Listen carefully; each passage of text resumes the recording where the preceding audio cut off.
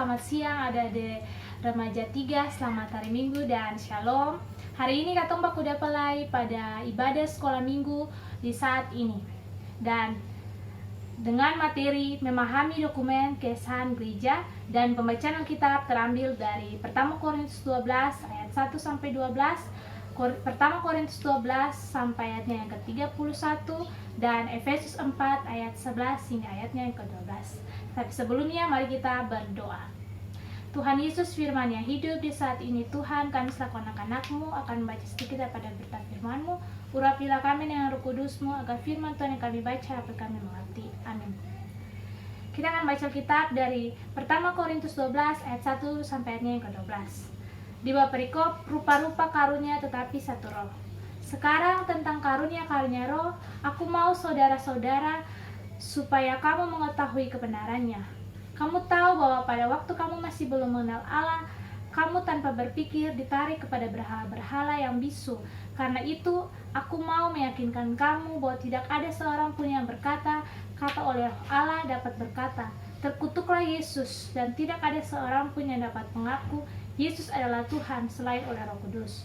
Ada rupa-rupa karunia tetapi satu roh, dan ada rupa-rupa pelayanan tetapi satu Tuhan, dan ada berbagi-bagi perbuatan ajaib, tetapi Allah adalah satu yang mengerjakan semuanya dalam semua orang. Tetapi kepada tiap-tiap orang dikaruniakan penyataan roh untuk kepentingan bersama. Sebab kepadanya seorang roh memberikan karunia untuk berkata-kata dengan hikmat, dan kepada yang lain roh yang memberikan karunia berkata-kata dengan pengetahuan. Kepada yang seorang roh yang sama memberikan iman, dan kepada yang lain ia memberikan karunia untuk menyembuhkan.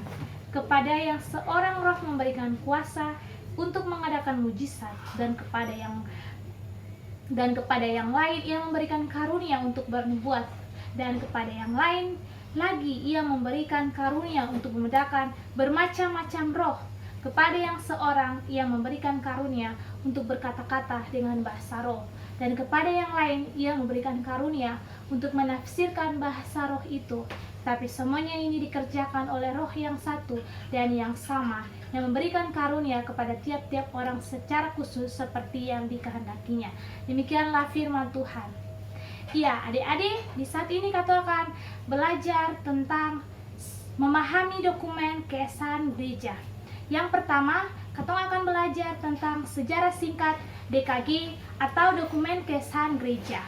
DKG atau dokumen kesan gereja adalah sejumlah dokumen yang membuat menuju gereja-gereja di kesepakatan gereja-gereja di Indonesia dalam rangka berjalan bersama menuju keesaan. Gereja-gereja di Indonesia termasuk GPE menyadari bahwa misi yang dilakukannya adalah membawa orang-orang untuk datang kepada Yesus. Gereja baru disebut gereja jika ia hadir untuk memberitakan Kristus kepada banyak orang sesuai dengan amanat agung Tuhan Yesus. Katong bisa baca pada Matius 28 ayat 9 sampai 20. Pergilah, jadikanlah semua bangsa muridku dan baptislah mereka dalam nama Bapa, Anak dan Roh Kudus, dan ajarlah mereka melakukan apa yang kuperintahkan kepadamu, dan ketahuilah aku menyertai kamu sampai kepada akhir zaman. Ya, adik-adik, DKG ini lahir atas kesepakatan bersama gereja-gereja Indonesia yang tergabung dalam PGI atau Persekutuan Gereja-Gereja di Indonesia, yang awalnya bernama DGI atau Dewan Gereja Indonesia. PGI atau DGI ini lahir pada tanggal 25 Mei 1950 di Jakarta. PGI merupakan salah satu induk persekutuan gereja-gereja di Indonesia. Di Indonesia ada 5 induk persekutuan gereja-gereja, yaitu yang pertama Persekutuan Gereja-Gereja di Indonesia atau PGI, yang dulunya DGI. Yang kedua, Persekutuan Gereja Pentakosta se-Indonesia atau PGPI. Yang ketiga, Persekutuan Injili Indonesia atau PPI. Dan keempat, Gereja Masehi Advent Hari ke-7 atau GMAHT. Dan yang terakhir, Gereja Katolik. Jadi adik-adik, pembentukan PGI atau DGI pasti ada tujuannya. Tujuan pembentukan PGI atau DGI adalah untuk mewujudkan gereja yang esa.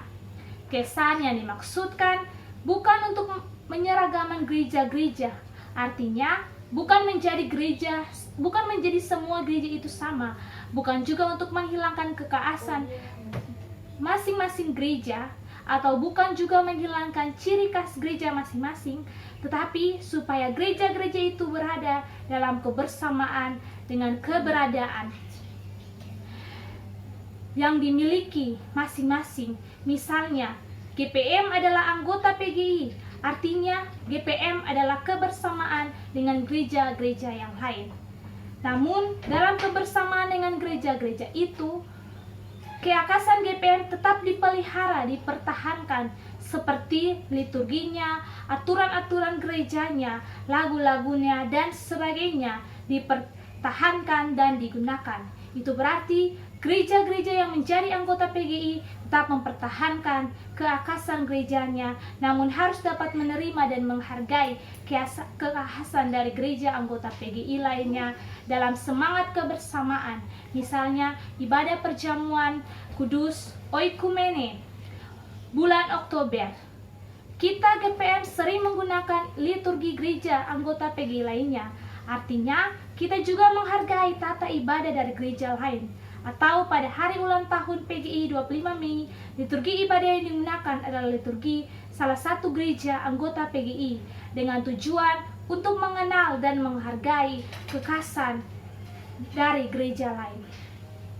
Ibarat tubuh Kristus dalam 1 Korintus 12, bagian dari satu tubuh atau banyak karunia-Nya seperti untuk bernubuat, berkata-kata, mengadakan mujizat, menyembuhkan, dan sebagainya. Semua karunia ini berbeda, tapi semua adalah bagian dari satu persekutuan. Sekalipun semua berbeda, tapi semua adalah satu tubuh atau satu persekutuan. Jadi adik-adik, DKI itu lahir pada Sidang Raya ke-10 di Ambon tahun 1984 dengan nama LDKG atau 5 Dokumen Keesaan Gereja. Yang pertama, pokok-pokok tugas panggilan bersama. Yang kedua, pemahaman bersama iman Kristen. Yang ketiga, piagam saling menerima dan menghargai. Keempat, tata dasar PGI. Dan yang kelima, menuju kemandirian teologi, daya, dan dana. Dan setelah pengesahan LDK di Sidang Raya PGI ke-10 di Ambon, dokumen keesaan ini terus-menerus mengalami penyempurnaan, melewati 2 kali sidang raya, yaitu Sidang Raya PGI ke-11 di Surabaya tahun 1989 dan Sidang Raya PGI ke-12 di Jayapura tahun 1994 dengan berbagai penyempurnaan. Maka LDKG itu berubah nama menjadi DKG pada saat Sidang Raya ke-13 tahun 2000 di Palangkaraya.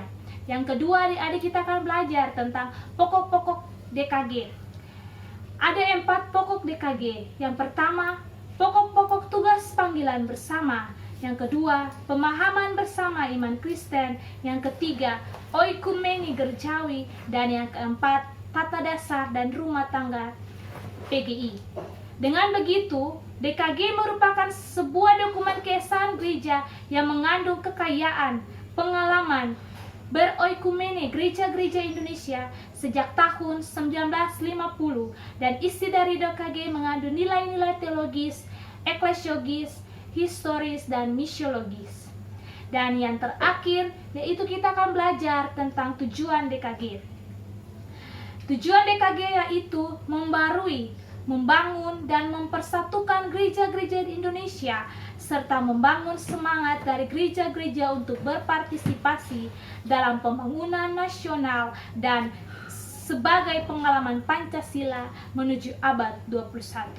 Pada saat pengesahan LDKG di Ambon, ada 3 hal besar dalam sejarah PGI.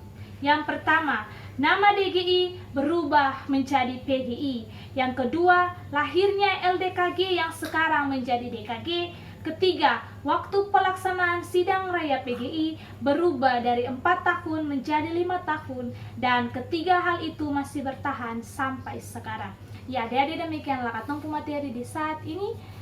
Kiranya apa yang disampaikan oleh kakak pengasuh dapat adik-adik mencernanya dengan baik dan dapat mengerti dengan baik. Mari adik-adik kita berdoa syukur. Tuhan Yesus yang baik, terima kasih Tuhan karena kami sudah selesai dalam mengikuti sekolah minggu dan materi yang disampaikan oleh pengasuh kepada anak-anak remaja 3. Biarlah apa yang diberikan kepada mereka dapat mereka terima dan memakan tempat dalam hati dan pikiran kami. Inilah kami Tuhan, dan kami mohon belas kasihan-Mu, angkatkanlah tangan pengasihan-Mu dan memberkatilah kami. Kiranya kasih karunia dan damai sejahtera daripada Allah Bapa, kesekutuan Roh Allah yang kudus, mau tinggal menyertai kami hari ini terus kekal sampai selama-lamanya. Amin.